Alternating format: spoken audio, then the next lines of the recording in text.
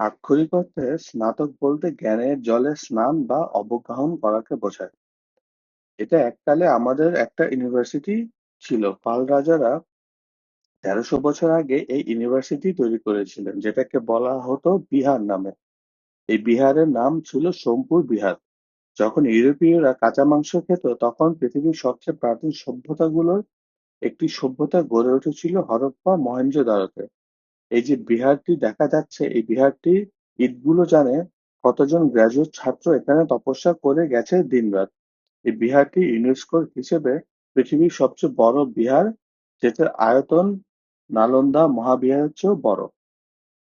বাংলায় স্নাতক বলতে যে শব্দটি আছে, সেটিও এসেছে এই ছাত্রদেরই কল্যাণে। গুরু যখন তার সমস্ত দীক্ষা ছাত্রকে শিখিয়ে দিতেন, তখন ছাত্র অনুমতি পেত গুরু যে দিঘিতে স্নান করে সেখানে স্নান করার।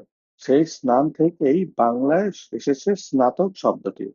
আমরা যারা উচ্চ মাধ্যমিকের পর কলেজে পড়াশোনা কমপ্লিট করি, তখন আমাদেরকে স্নাতক বলা হয়। ইংরেজির দিকে যেটাকে গ্রাজুয়েট বলে আর কি। কিন্তু স্নাতকই বা কেন বলা হয়? স্নাতক শব্দটির আক্ষরিক অর্থ হলো জ্ঞানের জলে স্নান করা।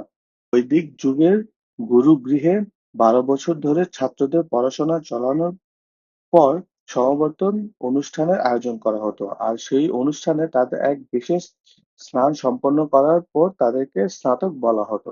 সেই থেকে স্নাতক শব্দটি এসেছে।